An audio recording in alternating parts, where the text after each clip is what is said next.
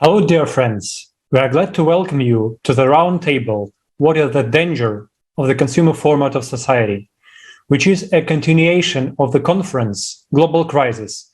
This already affects everyone, which took place on July 24th, and it was a global international event that was translated into 72 languages. The conference itself touched many topics, and we are happy to discuss these topics in more details with specialists. And we are honored to welcome the participants of today's roundtable. It is Mr. Ramendra Kumar from India, award-winning writer, storyteller, inspirational speaker with 41 books to his name, which have been translated into 30 languages and included into several textbooks and anthologies. Welcome. Mr. Ivan Idrova from Ecuador, external consultant and International Labour Organization, value chain and market system research specialist. Welcome, Mr. Idrova. Dr. Kumam Aram Iyer from India, independent sustainability strategist, PhD in metallurgical engineering. Welcome. And Ms. Renata Polyakova from Slovakia, health consultant. Welcome. And I also would like to welcome my co-host, Anna. Please, the word is given to you. Thank you, Alexander, and greetings to all our speakers today. Really vital issues were raised at the conference, and today we will touch upon the question that leaves no one indifferent. That is the technology-driven displacement of jobs, dangerous vector of artificial intelligence development in consumerist society, climate crisis. And it's around the globe. So we're happy to announce that a new conference will be held on consequences which already affect our lives. This conference caused a wide response, and on December 4th, the next conference named Global Crisis, Time for the Truth, expanding on the topic of climate and environmental disasters. So I would like to ask our guests to share in short your impression on the conference, on the topics which were raised, and on the whole scale of facts presented to the audience, which brought up. So, Mr. Idrova, I would like to pass the word to you. Could you please share with us your impression? Sure. First of all and foremost, thank you so much for having me on board. It was such a pleasure and an honor to participate in this, both the conference that was held on July the 24th, as well as for having me now today with these exquisite panelists, my colleagues and fellow experts. Allow me to say that I have to congratulate the whole team. It was really such a wonderful, well-organized and successfully executed event where everybody I can think so was able to reach out not only knowledge, but also the way of thinking on how professionals, experts, as well as scientists, they have been trying to deal with different ways of how we can come out with a better society, what is being called now with the right name of the creative society, how we can improve things and how we can look for the betterment of the whole world. And then if you have reached out the thousands of people, if not millions, I think so coming up with a common sense on discussing global issues that are already been affecting us, it is, I think so, the best way to really start to think about how we can change the way we are running this world. So congratulations again. Thank you, Mr. Idrova, for congratulations and for the words. It's really impresses a lot how much can people achieve when they're united. And I would like to ask Mr. Ramendra Kumar, can you please give your impressions of the conference? I would like to say that the conference was not an event. It was not a program. It was an experience. Just imagine, it's mind-boggling. Thought leaders from across planet Earth, deliberations translated or interpreted in 72 languages, and then topics which are extremely, extremely vital and critical for mankind today. All this stitched together seamlessly with the sparkling foundations of the creative society. What more could one ask for? This, I have watched the videos, watched the exchange and deliberations between the thought leaders. And I would like to say that the basic focus was to create a harmonious society and a safer, saner, and softer world. My takeaways are: number one, the time for action is now, not later. If we don't act in the today, we will not have any tomorrow left. Second thing is that the creative society is a renaissance which we have to imbibe and inculcate.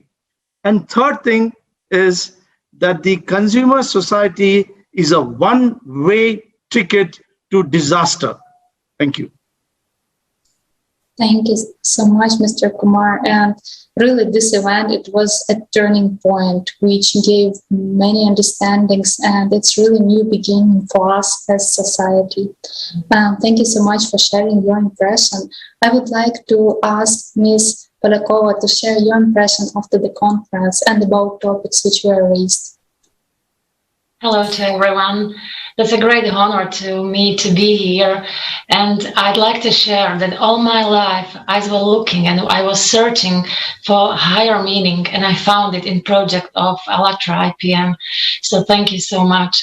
And of course, this event, this conference that you mentioned, it was a great experience because thousands, maybe million people were synchronized for 12 hours. And it was a really great experience. I understood a lot of things. And after this conference, I'm working with Project Creative Society for 2 years.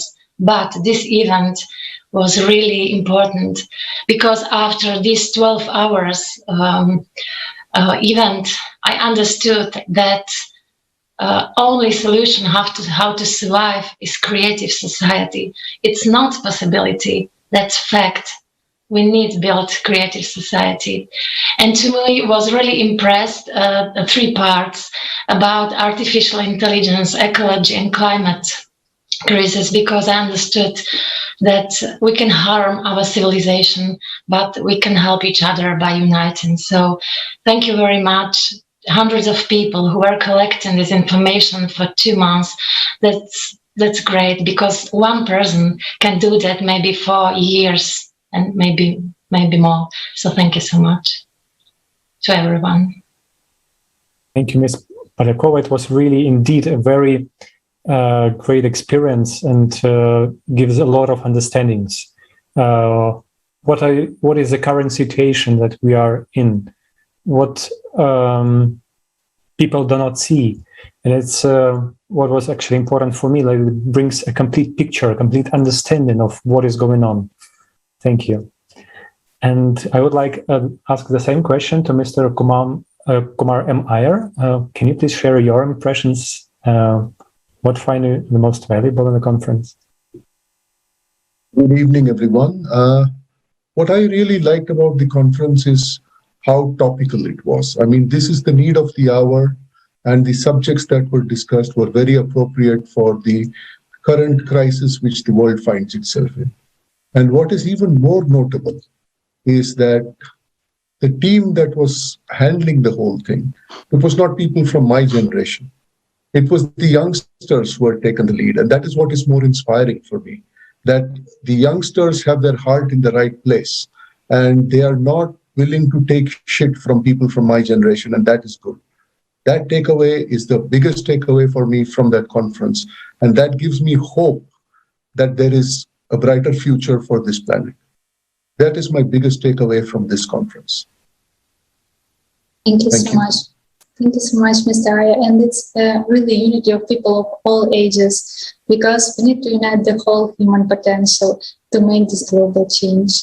And now I would like to suggest us to watch a video excerpt from the conference about artificial intelligence, which is replacing human labor in most of the professions. And we invite you to reflect whether people will be offered new opportunities in the current consumerist format of society.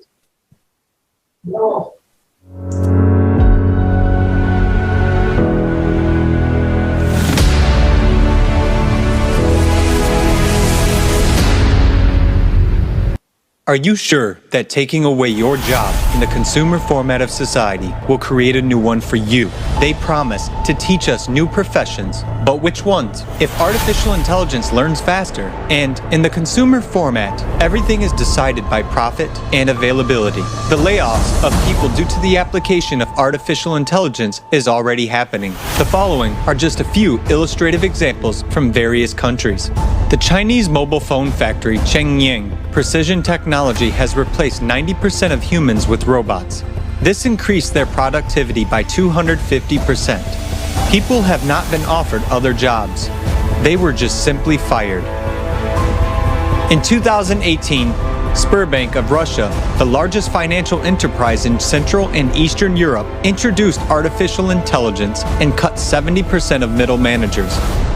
Amazon claims that if some of the packers and warehouses are replaced with robots, the cost of such a robot of $1 million will pay off in just 2 years. Professions that require performing repetitive and predictable tasks in the field of transport, logistics, and economics are already being actively replaced by artificial intelligence all around the world. The future of logistics has come. Many links of the logistics chain are automated and already work without human intervention. Hyundai Merchant Marine Company has launched the world's largest container ship capable of transporting 480,000 tons of cargo. The main functions of the vessel are controlled by artificial intelligence. The world's largest modern ports, Shanghai, Hong Kong, Rotterdam, and Long Beach, serve hundreds of thousands of containers with virtually no human involvement. Yet, this is just a small part of the overall picture. Impressive, isn't it? Have you now thought about the fate of people who once worked at these enterprises? Modern transcontinental logistics companies, AliExpress, Amazon, UPS, Walmart, DHL, are intensively replacing human labor with robots in their warehouses. Besides moving cargo, robots are engaged in packing and sorting goods. Self-driving trucks have entered the market. Volvo and Scania companies have presented models of completely self-driving cars, which do not even provide a place for drivers. The entire economy is rapidly switching to automated management. Paying for goods, we are no longer surprised that most transactions in banks are automated. Bank of America started opening fully automated branches back in 2017. Without staff. You can get a mortgage, a car loan, or a credit card there. China Construction Bank, CCB, already has a branch in Shanghai that is run entirely by robots. It allows you to manage accounts, buy gold, and analyze real estate investments using virtual reality glasses. Banks benefit from the use of artificial intelligence, and they expect to save up to $500 billion by 2023. At a time when millions of specialists will be left unclaimed, banks' profits will rapidly grow. The robot performs the same actions as a live operator. However, it needs no break and makes no errors. Unlike other industries, banks are not burdened with expensive factories, manufacturing plants, or showrooms full of luxury cars. Their biggest expenses are people. The work of financiers, economists, accountants is also built on repetitive algorithms and right now is being automated through the Agency of Artificial Intelligence. Beeline uses the Robbie robot for accounting. He checks more than 90% of cash documents in 3,000 telecom stores and replaces the work of 101 accountants. Robbie is constantly developing, and today it can work even with complex documents for the installation of equipment and the commissioning of fixed assets. Already now, only one bot can work instead of an entire accounting department. It not only conducts complete accounting, but also generates reports for making management decisions. In their report, the representatives of Oxford University, Carl Frey and Michael Osborne, predict job cuts for accountants and auditors up to 94%. With the automation of financial processes, related professions, tax inspectors, controllers, auditors will also disappear. And the profession of a stock trader, which was considered very prestigious and profitable 20 years ago, has now been replaced by artificial intelligence by 40%. Robots are able to determine trends, analyze quotes simultaneously on several exchanges, and make a mathematical forecast straight away. Humans can't do that, so they are inferior to machines. Such an investment giant as Goldman Sachs, having as many as 600 traders in the 2000s to this date, keeps only 2, having replaced the rest with artificial intelligence. Are you looking for a job? You will be evaluated by a heartless program. Do you hope this is a distant future? But it's already happening. Recruitment programs from Pymetrics, HireVue, Korn Ferry, and others can already analyze resumes by themselves, search for and call applicants, conduct online interviews, and screen out candidates. The number of vacancies processed by them is estimated in millions. They are being used by hundreds of companies: McDonald's, Kraft Heinz, JP Morgan Bank, PwC Consulting Company, Unilever, and Hilton. Artificial intelligence is intensively replacing human professions, and this is already the reality of today's consumer format of the society we live in. From the perspective of business, it is profitable. But what about the perspective of people?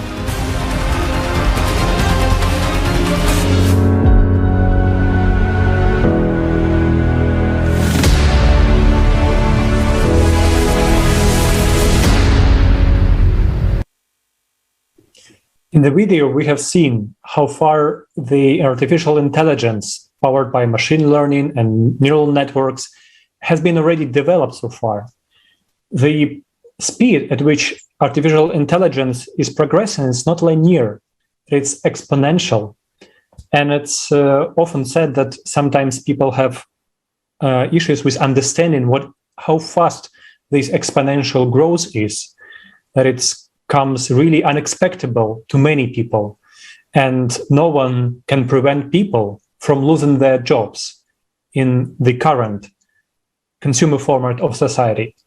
And it actually means when you lose your job, you lose any chance of survival. I would like to address the following questions to Ivan Idrovo. So, how will the introduction of artificial intelligence will change without changing the format of society? What it will lead to? Mass unemployment, and why it would be more profitable for companies to keep machines rather than people. Thank you, Alexander. Can you hear me? Yes. Okay. Well, without a doubt, the impact of artificial intelligence, automation, robotics, and Industry 4.0 will be profound, and it would be in the different ways and levels. If we notice, as you mentioned clearly, that jobs are being lost already since, I think so, the revolution, industrialization, automation, and technologies have been already applied and deployed, not only in companies, but as well as in organizations like governments or even in banks. You get to see that the jobs were every time, especially those that are without hard skills and soft skills that are required to perform within the new technologies, would be definitely replaced by those robotics. And if we look at the problem is more complex than what we are just discussing here, because we will have to deal with proactively, since a massive permanent unemployment would be rampant, and then that can lead to a social turmoil, an upheaval, and a significant increase of crime rates, because when you get unemployment rates reaching higher levels, the decomposition of the society will follow immediately, because you are not only talking about people losing their jobs, but now we are facing some more complex problems and issues, because there would be families behind. So you will be risking the youth, you will be risking the women at home. So it's a more complex issue that will be happening. And then with human beings struggling to survive and struggling to really cover and meet the basic needs, we will really convert into a very complicated issue to be solved. So if we do not act on time, meaning to say today, the consequences would be, and the invoice that will be passed on would be really high. Just to give you some indicators on this, job will be totally different between the coming 9 years. Now, it is expected by the 2030, we'll be having at least 9 out of 10 jobs being not yet replaced, perhaps. Of course, there would be so many thousands, if not millions of jobs being lost, but there would be more in the way of how people would be experiencing difficulties in coping up with the changes that they need to have. And that would be having the related skills. 90% of these jobs would be definitely requiring digital skills. That would be the biggest challenges that we'll be facing nowadays, but in the coming years it would be a little bit, it would be worse. Women, of course, youth, young people, migrants, refugees, and the poor, those in the low income level, would be suffering the most. So you'll be having specifically inequalities that can be really hard to solve as well. And that will convert into perfect storm. So if you notice different issues, not only losing jobs, let's not just focusing on the numbers of jobs that would be lost, but let's see the different, how do you call this, entrance where problems would be becoming into a path to create the perfect storm. So that would be really the highest risk. And in this society that is, within the supply and demand, we are just being driven by people in the consumption side. There's not an opportunity to develop. If we talk about, in the last part of your questions, why companies are looking at automation in order to reduce cost, I think it's productivity on one side, but in the other side would be to increase profitability. So at the end of the day, it's really how much money they can earn while spending less. So we should be a little bit more aware that vulnerable people will not be able to cope with this. And at the same time, workers will increasingly need to improve their skills. So the challenge is really how we can upgrade that skill and then, of course, promote programs that will really start to cover these deficiencies before we reach the point when it's no point of return. So companies will require really the right leadership. They have to restructure their mindset, and then, of course, start to manage programs to really cope up with the shift, because no one would be capable to do it alone. They will have to partner with the public as well in order to bring up to the table the government to deploy initiatives and programs that should also be created with the purpose of supporting this retraining, this upskilling.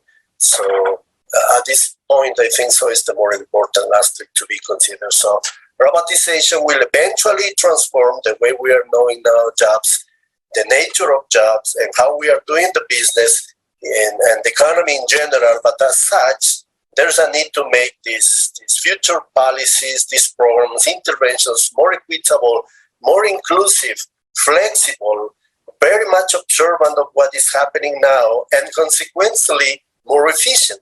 And that means also taking care of the human part of the deal as the center of the new model. And that's where it comes, this creative society, or better to say even, this sustainable way of looking at things, how we can improve the given situation. Right. Thank you so much, Mr. Adrova. And it's really from your words, we can see how complex the situation, and we really need to look globally at all the aspects of our society. And only when we change the format of society itself and everything will be really about human and human life, then I think all specialists together can find solutions how to implement artificial intelligence in our life with benefit for people. Thank you so much. And Mr. Kumar, Mr. Ramendra Kumar, we would like to ask you about this issue in a world where human values are not maintained in a proper way. Can we achieve any good results? And what is the reason why consumerist society does not give us the opportunity to live as human? Yeah. So I would like to start by saying that India was a country which was venerated for its culture, its spiritual values, its literature. And where have we come now? Now we are living in a society where an individual has become a product. It's a society which is completely, how should I say this, consumer society is in the vortex of I, me, and myself. And what has this led to? It has led to disparity, inequality, which again has resulted in crimes, in violence, in so many isms, terrorism, jingoism, communalism, regionalism. The only ism we have to adopt, but we have completely forgotten, is humanism. And what is this consumer society leading to? It's leading to competition. Now the competition starts, you would be amazed that there is a particular institute in India which calls women who are pregnant, and they are exposed to mathematics and science so that the fetus can internalize and imbibe these skills. How ridiculous is that? And what do they hope? They hope that they make better engineers and better doctors. Why do they want better engineers and better doctors? Not to serve the society, but to make more money. This consumer society has resulted in a situation where the only person who is happy is the person whose neighbor is unhappy. This is the kind of competition, and competition has resulted in corruption. And to what levels? I have been to Sweden.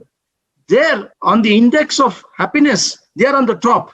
On the index of corruption, they are the lowest. In India, unfortunately, on the index of corruption, we are very, very high. In the index of happiness, we are quite low. So clearly, we are doing something really, really wrong. And this is not only true for India, it's true for many, many, many countries. Again, taking the example of our Denmark, there they conduct empathy classes. Can you believe that? Once a week, the children are exposed to what is called Klassenstedt, where they are allowed to, learn, solve problems in a spirit of camaraderie, comradeship. There is no competition. You don't get medals for being the first in sports or the first in academics and all. Your only competition is with yourself. So I have taken the liberty of introducing a new concept in some schools where I visit.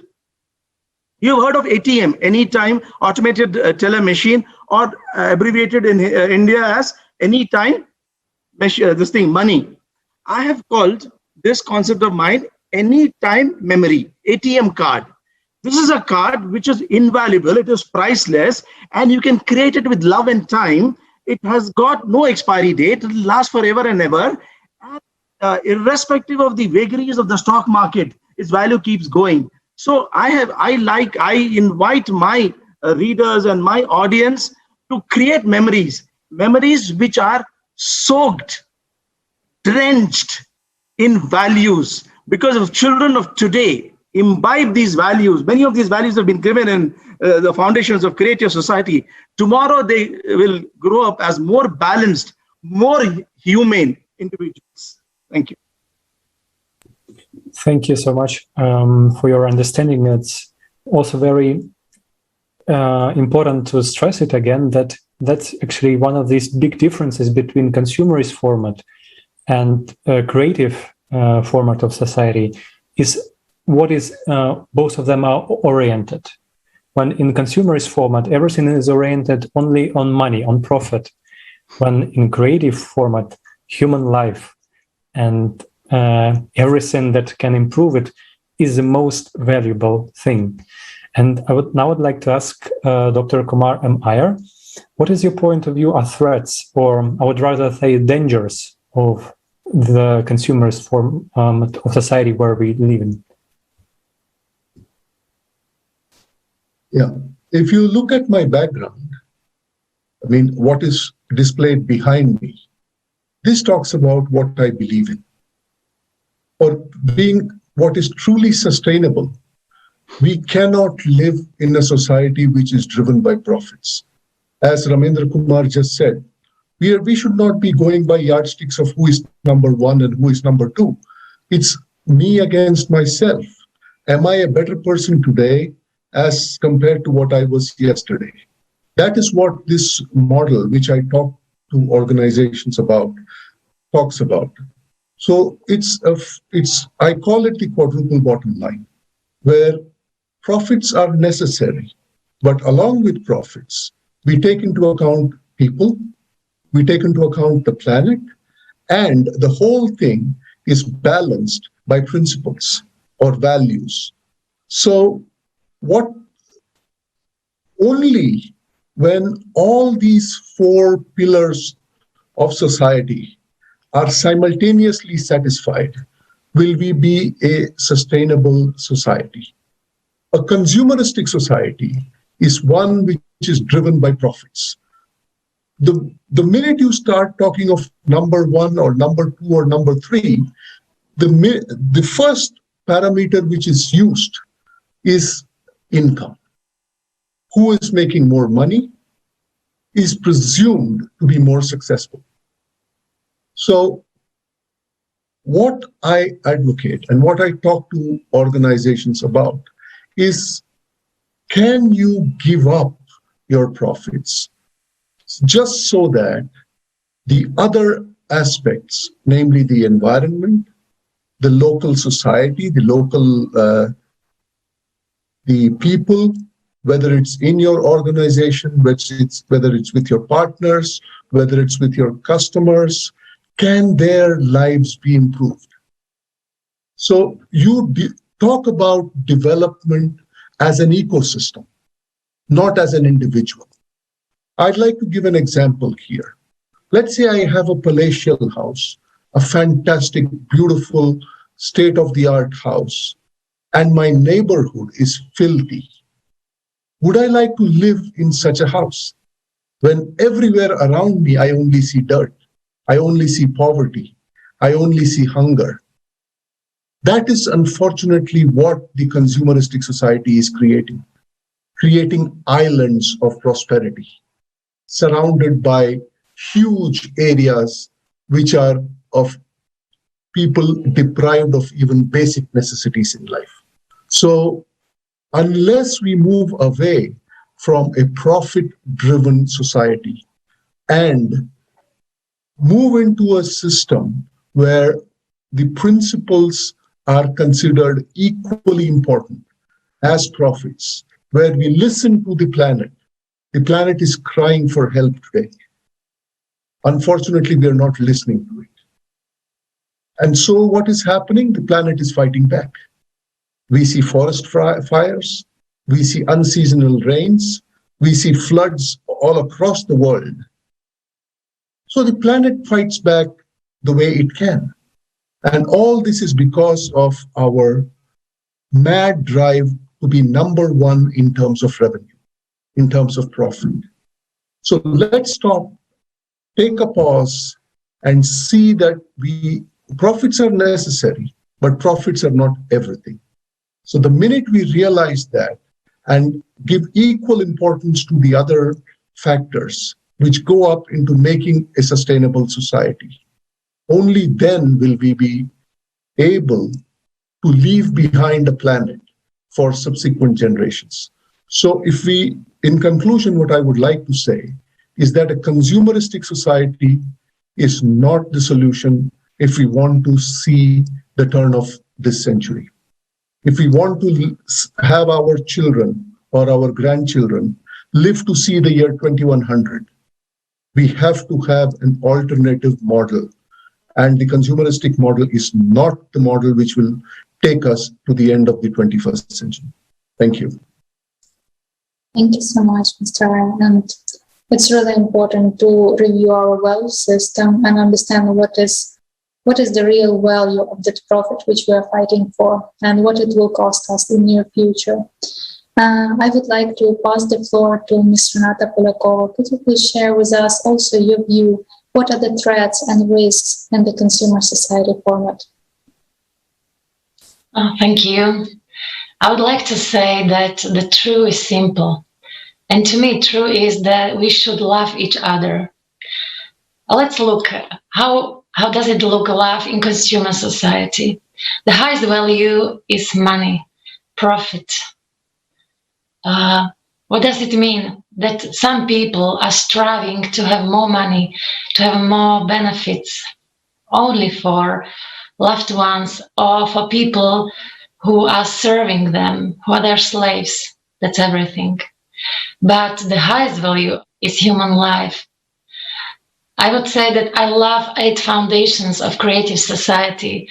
I read them every week because that's the complete view of how creative society should look like. And at the end of first foundation is written that if one human is valuable, then all people are valuable. So the circle is bigger. In consumer society, we love only our loved ones and a few people. But in creative society, we love each other. And that's the truth. The truth is simple. If we choose money, I think we choose death. And if we choose human life, we choose life and future. So for example, I'm a health consultant. True to say, I'm not 100% every day for my clients. I'm a person. I have 3 kids. I have family.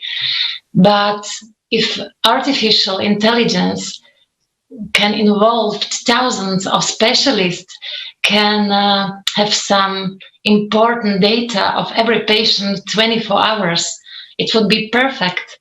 The human life would be the highest value. But if artificial intelligence would stay in the hands of one person, I'm not sure it wouldn't work. So we need creative society. We need to love each other because love can bring us freedom. Love can bring us freedom. So thank you. Thank you, Ms. Polikova, for your answer. And what is really inspiring when you think about creative society, which perspective it gives in any spheres, and especially in technological development, that if everything will be pointed towards human life and survival of humankind, what can be most valuable? And it's interesting that another topic which was raised during the conference is the topic of climate crisis.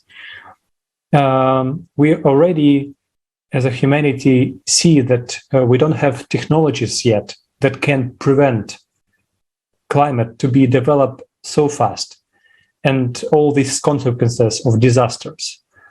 And sometimes people are really overwhelmed by these disasters, and this will force them leave their homes, leave everything what they already got, and just walk to a more safer place. And of course, dear viewers, you might think that that doesn't concern you, but just think about it. Look to the outside. Is it really so? I, for example, I only recently have looked out of my window and see the consequences of disasters that happened in North Rhine-Westphalia, where I live. And we see that today's society is really unprepared for these problems. And people sometimes also see that it's in a very limited way, sometimes only from the windows. And these global understandings is really important, this global picture of what is going on. So let us watch the following fragment from the conference that shows the real scale of danger that we are in right now.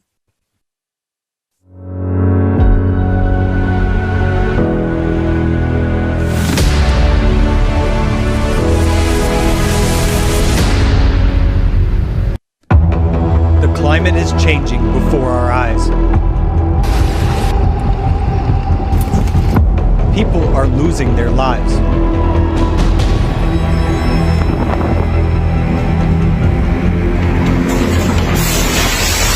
Each of us can be left homeless at any moment.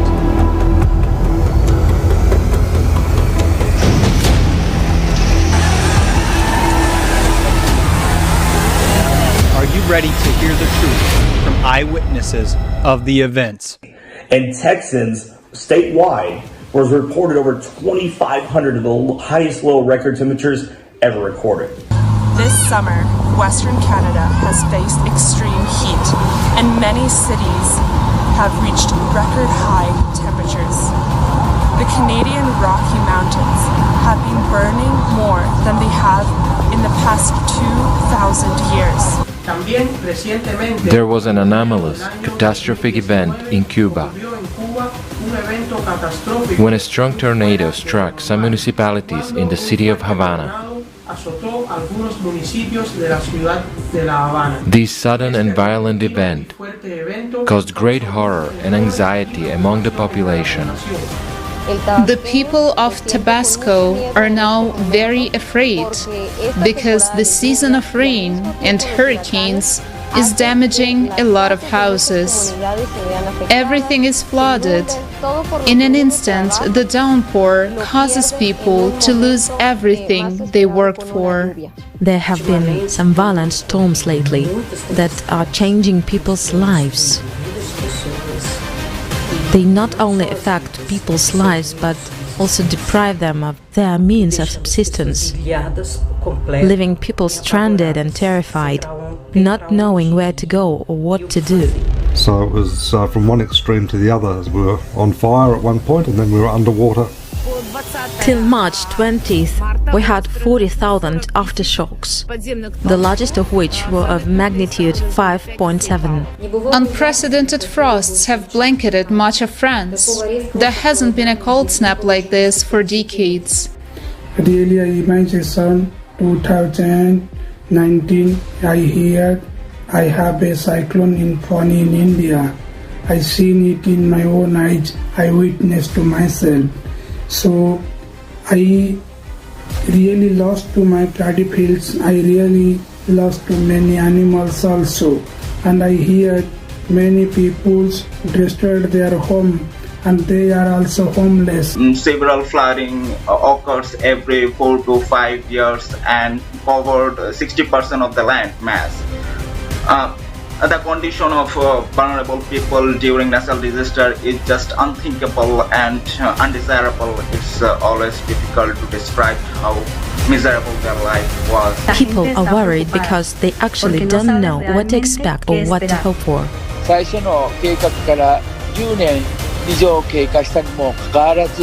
Decades have passed since the original flood control plan was developed, but it has never been implemented. People are still in danger.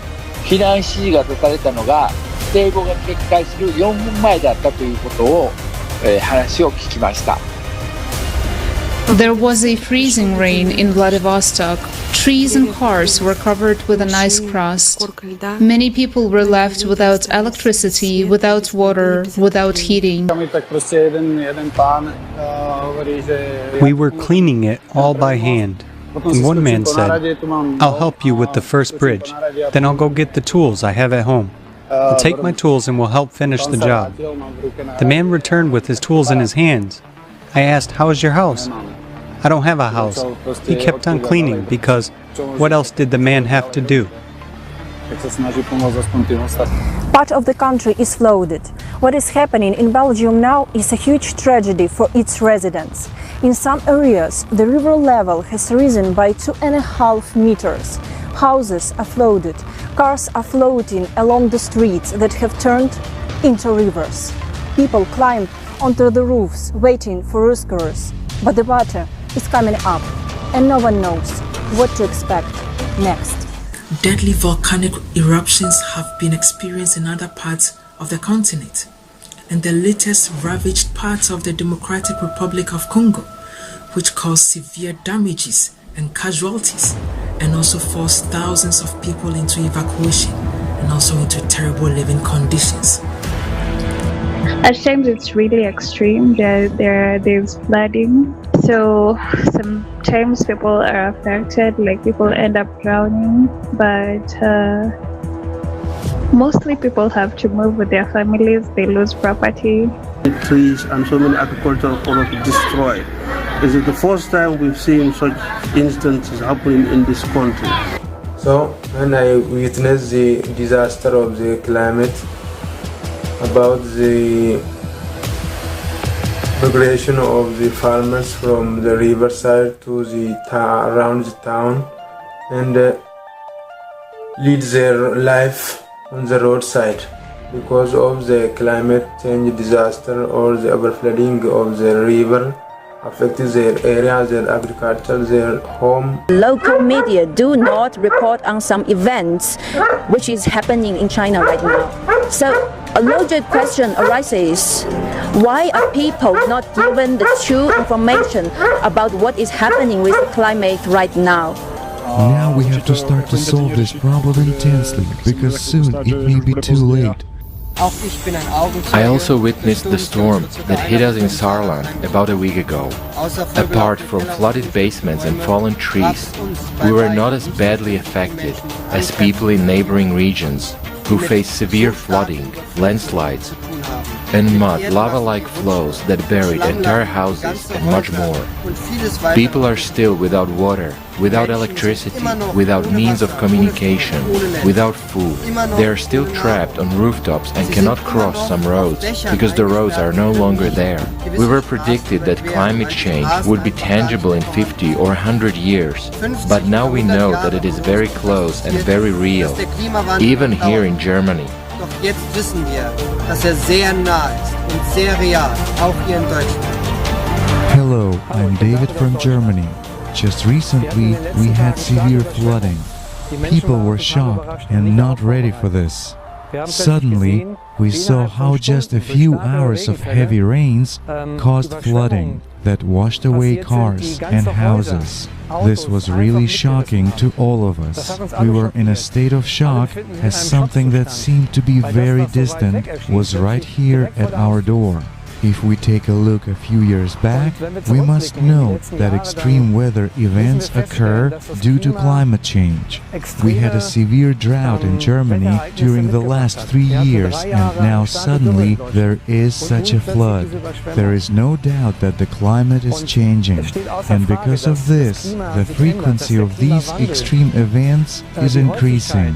Even such an industrialized country as Germany was not, in my opinion, properly prepared and proved to be quite vulnerable and susceptible to such events. People were not warned and were not evacuated in advance. Obviously, the disaster management service did not work.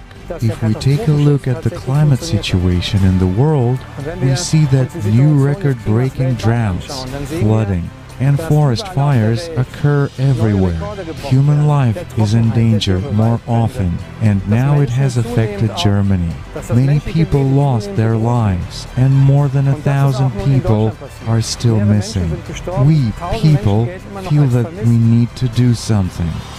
Only by uniting, we have at least some chance to cope with such situations, which are becoming more frequent.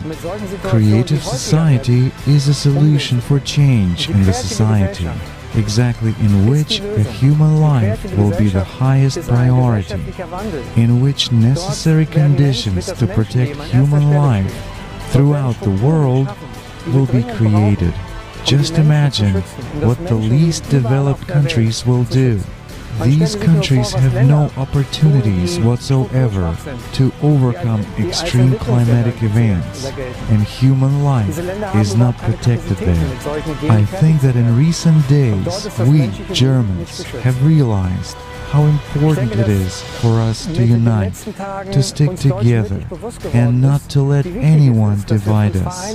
Only together do we have prospects for the future. Exactly such a prospect is what the creative society offers. It's our only way out, because only in unity can we protect human life and ensure a future for us and future generations.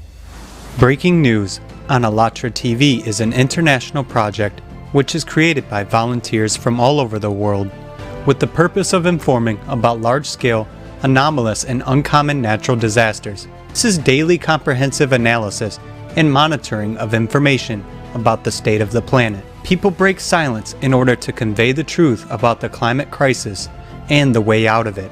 To survive, we need to act together today. Otherwise, tomorrow will be too late.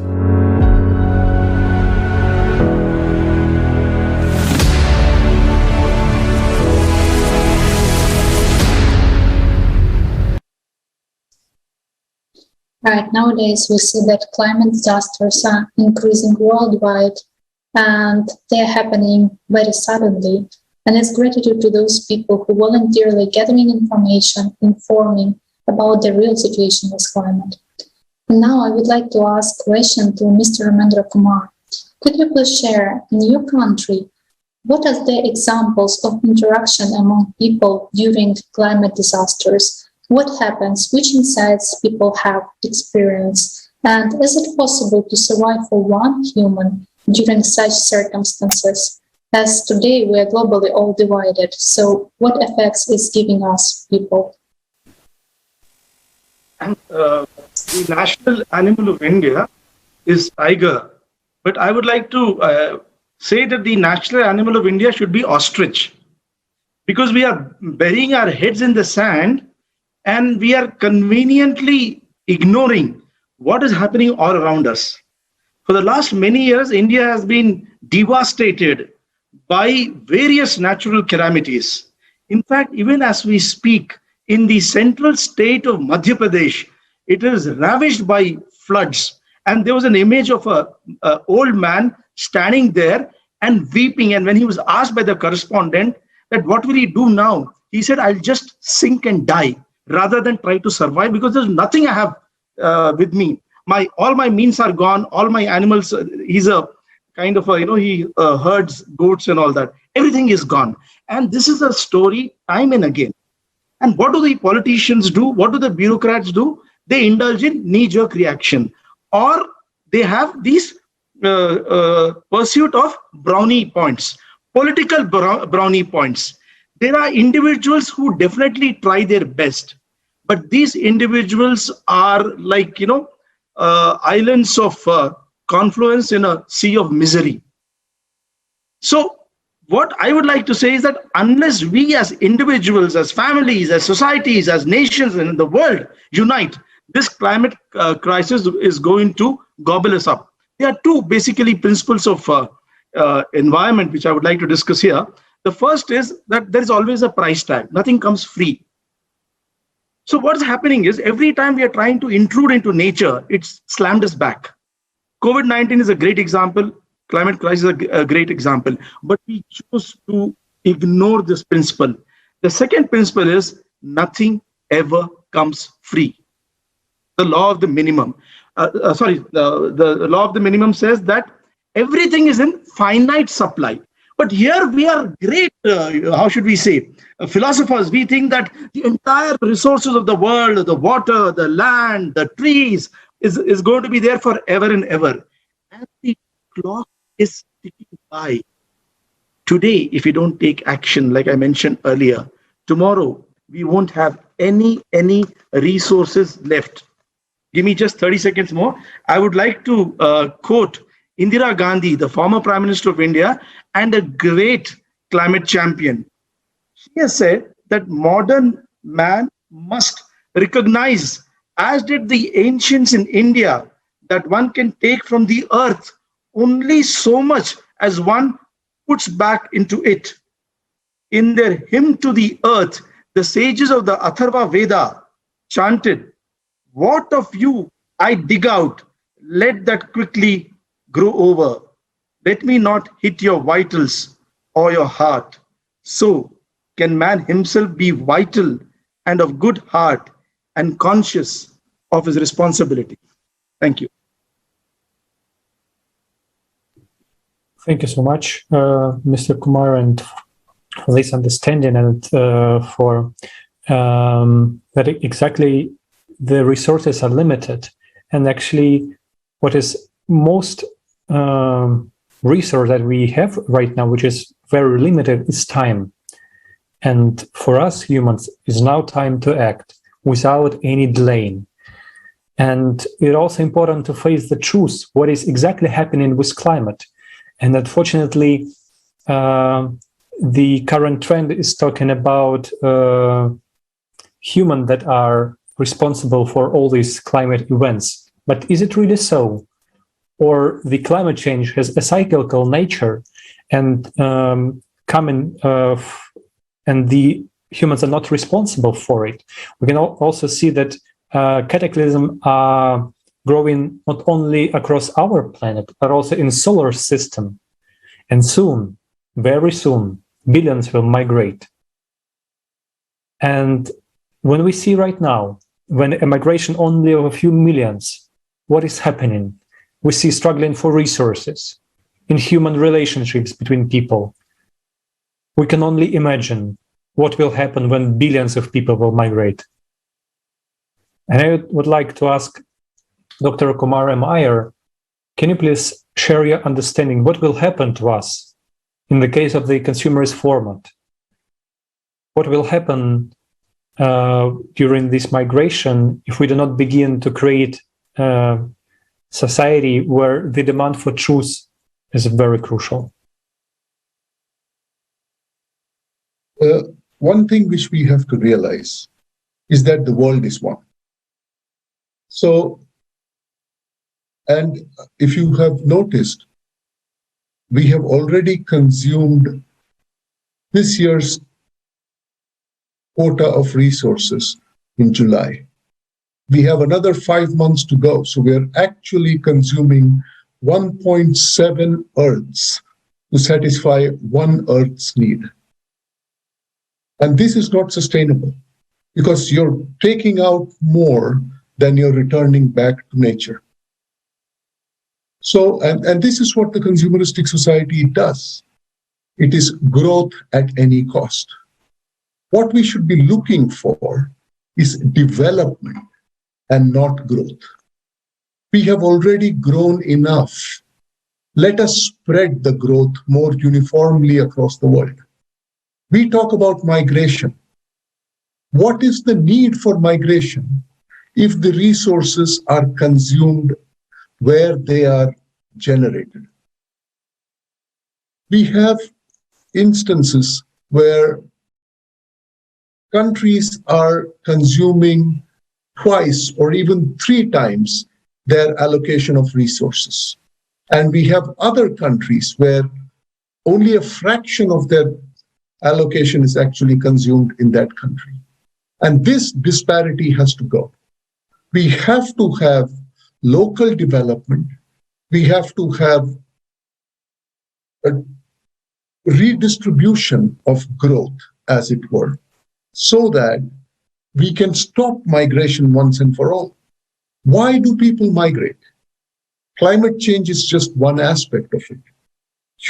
The quality of human life is also an important aspect which causes people to migrate. If we can provide them the same level of living locally, there would be no need for migration. And for this, we need to do away with the consumeristic way of thinking. We have to stop thinking about I, me, and myself, and think about we. Think about society, think about the world. Because today, no country can afford to think of itself in isolation. Because when disasters like climate change happen, the climate change is affecting the whole world. It's not localized to any specific country. So if we have to take decisive actions, then all the countries need to come together and work on it. No single country can step up and say that I will do this, because you can't. Let us be very real. Let us be very honest with ourselves. It's not a one person or a one country job. Every one of us has to step in. Every one of us has to do their bit. And all countries have to put aside their political differences and work unitedly to mitigate the climate crisis. If we don't do it in this way, migrations on an even more larger scale is going to happen, triggered by climate, because nobody wants to live in a situation which is fraught with danger. And the minute that happens, you have the associated social problems which will come in. You would have homelessness, you will have crime. Ivan already talked about a lot of these problems. And all these problems are going to become a reality if we are not working unitedly as a global community to mitigate these crises. Thank you. Thank you so much, Mr. Ryan. It's really important to unite and understand what is really happening. And if already today there are some scientists who are saying that in the nearest future there will be billions of people who will migrate, it's so important that we have really scientists who will voice how fast it will happen, how much time we have, and what we all can do as humanity to really deal with this situation. So thank you so much for sharing your opinion on this topic. And right now, we would like to invite you to listen to one of the respected speakers whose interview was specially recorded in preparation for the conference, Global Crisis, This Already Affects Everyone. His Royal Majesty, King Muad Dib Jamed Ed Osiris.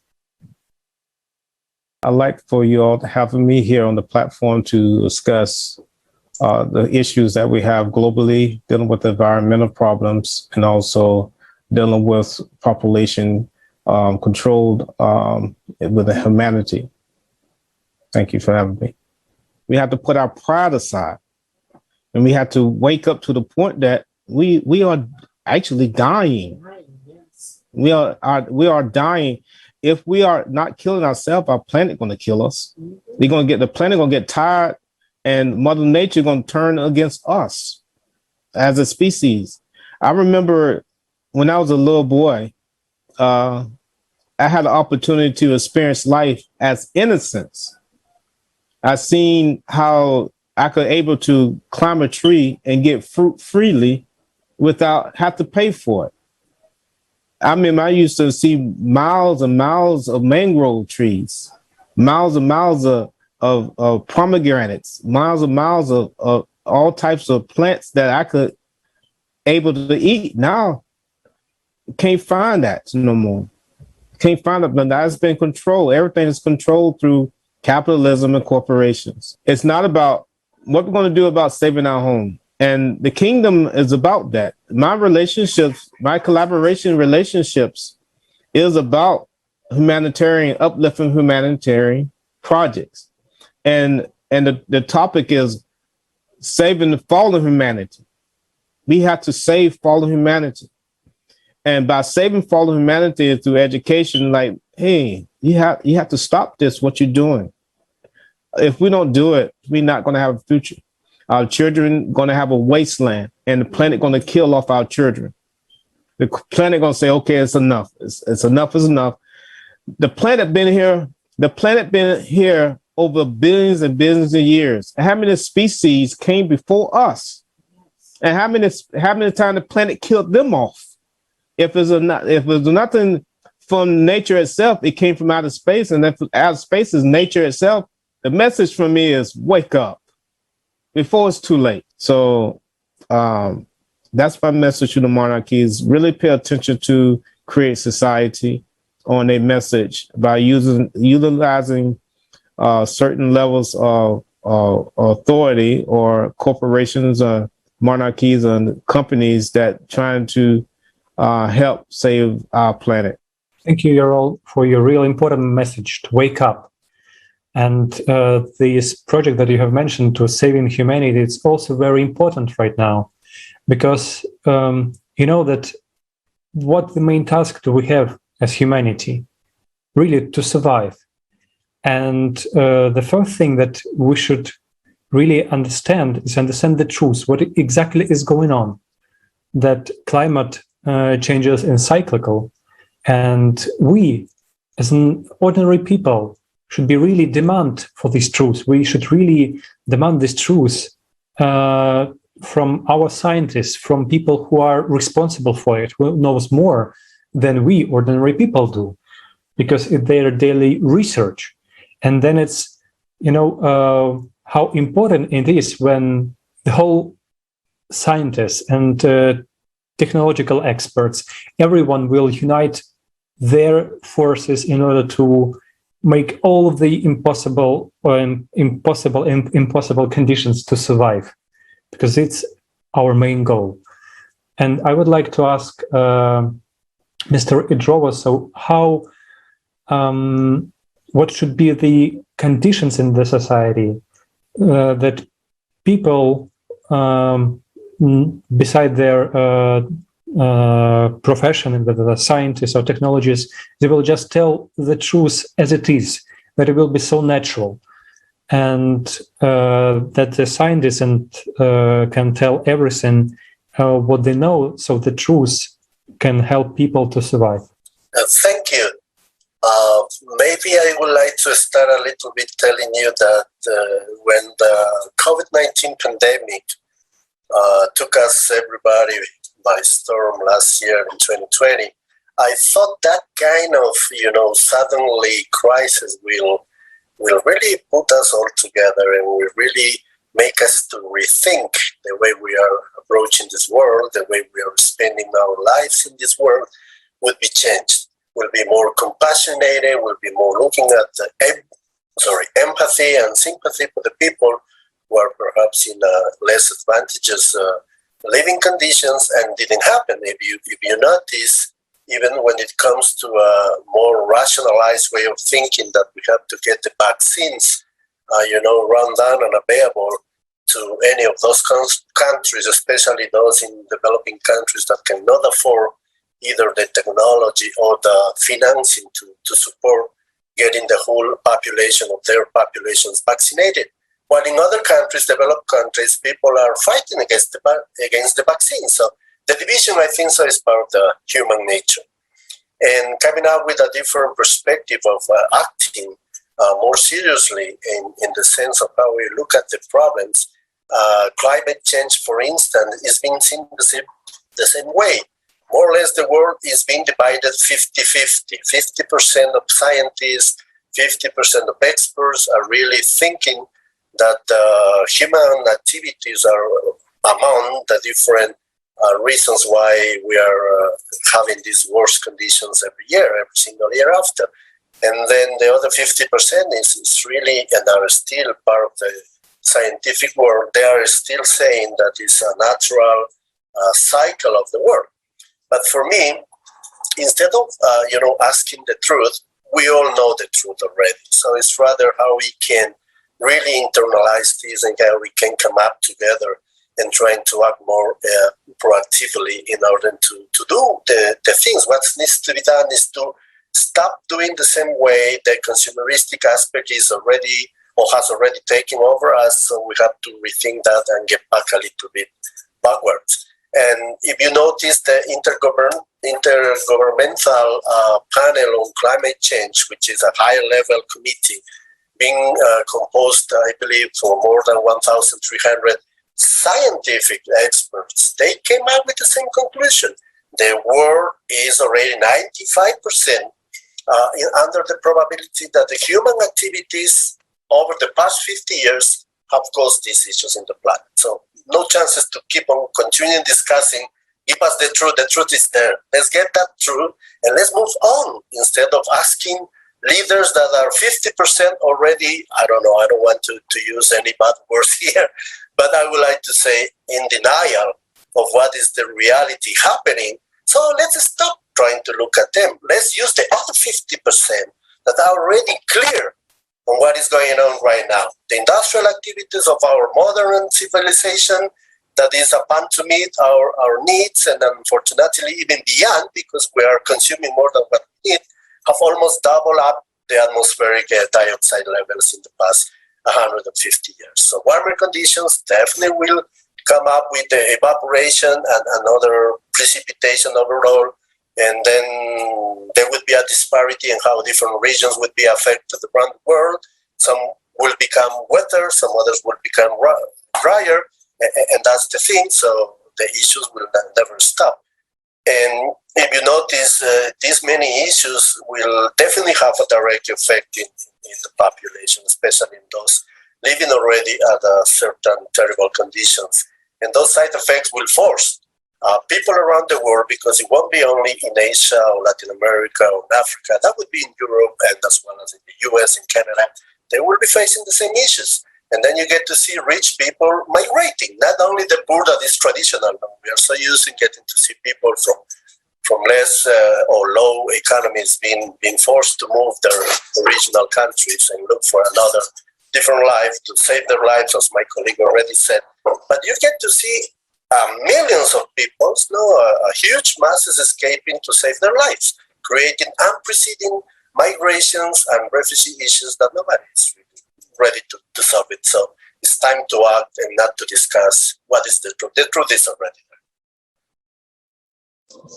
Thank you so much, Mr. Adro, for sharing your opinion on that. And it's really important that as of today, there are those scientists who are saying that human affects the climate. At the same time, there are those scientists who are saying that this is a cyclical event, and really we see that force of nature and disaster's power is increasing. So that's why it's really important that we unite all the scientific potential and find out what is the truth, what we should expect, and how we can deal with that. And I would like to address the next question to Ms. Renata Porekova. As we discussed that, yes, we wait that someone will inform us, some organizations or states, but they are the same people. And today we see that climate disasters are increasing. I would like to ask that as we see this sometimes even sudden effect, that even some prognoses are not working nowadays and people are facing floods, etc., very suddenly, unexpected. Could you please share your view on importance of unity among people, regardless of their profession and any statuses, but really that people unite to solve this problem? Could you please share your opinion on importance of this? Yes, that's true. We should unite. But what? But why? No, because we are divided. As we all know, elites try to divide us, to spread fear. But many people, we are conducting many surveys and social questioning to people what the creative society means to them. And the result and the answer is that we have a power of attention. That was a great understanding to me. Thanks this conference, I saw scientific facts about our climate, about ecology, about artificial intelligence. But every day when I'm living my human life, I see that the power of attention is a key. Because it's very easy. As I said before, the truth is simple. We are choosing every second between good and bad, between life and death. So we should unite because we would like to live. We should put attention into building creative society because as a result of this conference, we understood that this is the solution. And also other effect is there that we should be synchronized. So putting attention into building creative society and synchronizing, that's the most important point or element of uniting people. So I hope and I believe and I know that we will build creative society. So let's build it together. Yes, let's build it together. Thank you for your understanding, Ms. Porekova. And, it's really important that it's a contribution of each and everyone, because even without one person, the society is not complete. And even you, my friend, can also contribute, make these contributions to build the creative society. So I would like to thank our today's guests and all the viewers for their active participation and support of the creative society. Your contribution is really valuable. So please also share this video in your social networks, talk about it, and tell about the idea of creative society, that already a lot of people all over the world building it and making everything that they can do in order to save the humanity, to save the life on this planet. And I would like to remind you that today's roundtable was held in the continuation of the conference Global Crisis. This already affects everyone. That was held on July 24th, 2021, It was broadcasted and simultaneously translated into 72 languages by volunteers from more than 180 countries. Thank you. And I would like to invite everyone to a new conference that will be held on 4th of December 2021. Global Crisis, Time for the Truth, expanding on the topic of climatic and environmental disasters. And once again, thank you to all our speakers today. Thank you everyone who is involved in preparation, interpreting, and streaming of this roundtable and other broadcasts on ALLATRA TV channels. Deep gratitude to our guests, deep gratitude to our viewers, and see you on the next roundtable. Mm-hmm.